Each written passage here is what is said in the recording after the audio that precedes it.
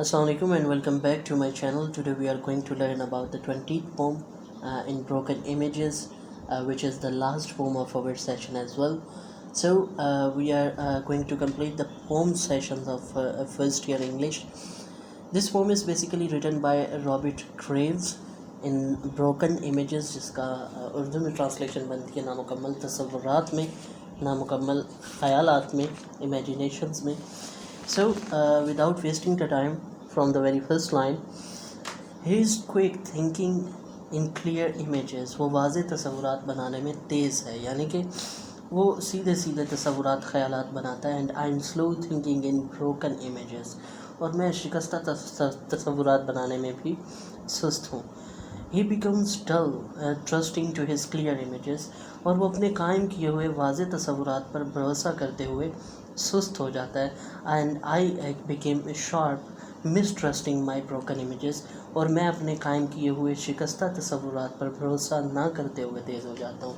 यानी उसके जो क्लियर इमेजेस होते हैं, जो उसके सामने नज़र आ रहा होता है, वो उसको एक्सेप्ट कर लेता है और उस पर एक्सेप्ट करके सुस्त हो जाता है. जबकि जो शायर है वो कहता है कि जो मैं हूँ, मैं अपने टूटे फूटे ख़यालात पर भी, शिकस्ता ख़यालात पर भी भरोसा नहीं करता, और मैं और ज़्यादा एक्टिव हो जाता हूँ.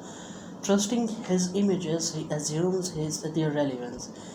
वो अपने तसव्वुरात पर यकीन करते हुए इन्हें मौजू समझने लगता है. यानी कि वो ये कहता है ठीक है, ये मेरी किस्मत में थे और यही ठीक होंगे. And mistrusting my images, I question their relevance. और मैं अपने तसव्वुरात पर भरोसा नहीं करता, और मैं इनके मुनासिब होने पर शक करता हूँ कि क्या ये इससे भी बेहतर हो सकते थे, या ये अगर मुनासिब हैं तो क्यों हैं. Assuming their relevance, he assumes the fact. वो अपने तसव्वुरात को बड़महल समझते हुए, ठीक समझते हुए, इनकी हकीकत को इख्तियार करता है. यानी कि उसको जो तसव्वुरात उसके ज़हन में आते हैं उन्हें अपनी ज़िंदगी में अप्लाई कर लेता है. And questioning on their relevance, और अगर मेरे तसव्वुरात में कोई शक व शुबा तो मैं उस पर शक करता हूँ. और आई क्वेश्चन द फैक्ट, और मैं हक़ाइक़ के ऊपर सवाल उठाता हूँ, मैं उस पर सोचता हूँ कि इस तरह क्यों है, और अगर इस तरह है तो मैं इसको इस तरह ठीक कैसे कर सकता हूँ. When the fact falls him, और जब हक़ाइक़ उसके fails him, और जब हक़ाइक़ उसे नाकाम कर देते हैं, यानी कि वो अपने हक़ाइक़ में, हकीकत को मानने में नाकाम हो जाता है. He questions his senses, तो वो अपने हवास के बारे में सवाल करता है कि मेरा ज़हन ही काम नहीं कर रहा. And when the fact fails me, और जब मैं हकीकत पाने में नाकाम हो जाता हूँ, जब मैं कोई चीज़ समझ नहीं पाता सोचते हुए, तो मैं अपनी सेंसेस को अप्रूव करता हूँ. आई अप्रूव माई सेंसेस, कि मेरे जो हवास हैं वो ठीक है, मैं उनकी तस्दीक करता हूँ. He continues quick and dull in his clear images, और वो तेज़ी से अपने तसव्वुरात बनाता है, और इसके वाज़े तसव्वुरात जो हैं वो उसे सुस्त बना देते हैं. यानी कि उसे किसी चीज़ के बारे में, मसले के बारे में सोचना होता है तो वो शॉर्ट कट लेता है. और ये जो शॉर्ट कट है, चूँकि वो इतना सोचता नहीं है, तो उसके ज़हन को ढल कर देते हैं और सुस्त बना देते हैं. And I continue slow and sharp in my broken images, और मैं अपने शिकस्ता ख़यालात बनाने में तेज़ी नहीं करता, मैं तेज़ी से काम नहीं लेता, और मैं जो है और ज़्यादा तेज़ हो जाता हूँ अपने ख़यालात को बनाने में. यानी कि मैं तेज़ी से काम नहीं लेता. अगर कोई मसला दरपेश आता है तो मैं आहिस्ता से सोचता हूँ, उसे टाइम देता हूँ, उसके ऊपर एनालिसिस करता हूँ, एंड देन मैं अपने ख़यालात बनाने में तेज़ हो जाता हूँ, अच्छे ख़यालात बनाने में.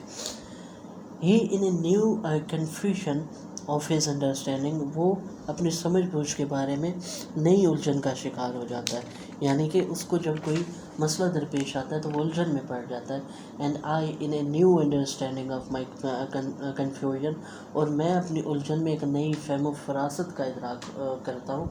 और मुझे अपनी जो उलझन है, जब मुझे कोई बात समझ नहीं आ रही होती, तो मैं उसमें कोई अमर देखता हूँ और उसके ऊपर फ़हम फ़रासत से सोचने की कोशिश करता हूँ.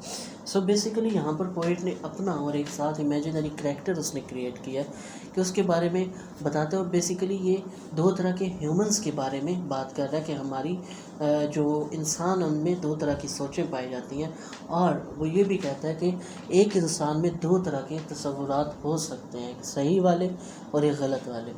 अब बेसिकली कुछ लोग इस तरह के होते हैं, जब उन पे कोई मुसीबत आती है तो वो कोई सोच विचार नहीं करते, उसको ठीक करने की कोशिश नहीं करते, اور جیسا ہوتا ہے اس کو بس تسلیم کر لیتے ہیں اور اسے اپلائی کر دیتے ہیں، جبکہ شاعر اپنے بارے میں کہتا ہے یا ان لوگوں کے بارے میں کہتا ہے جو تنقیدی سوچ رکھتے ہوتے ہیں کہ وہ اپنے معاملات کا تنقیدی جائزہ لیتے ہیں اور بڑی سوچ و بچار کے بعد کسی نتیجے پر پہنچتے ہیں.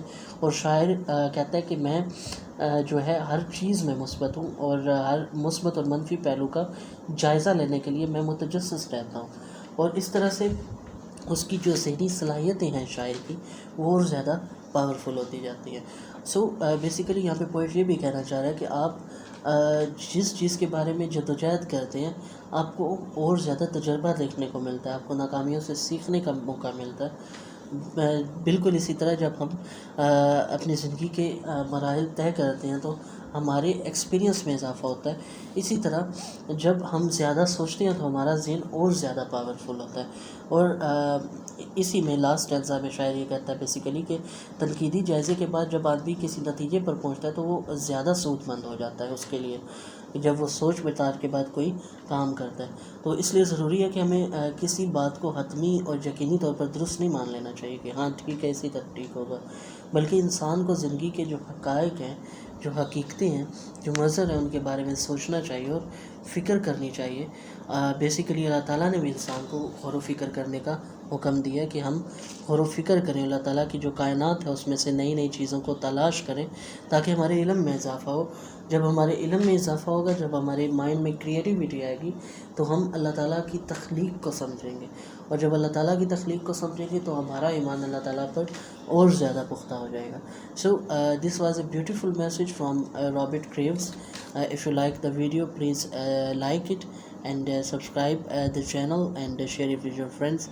Thank you so much.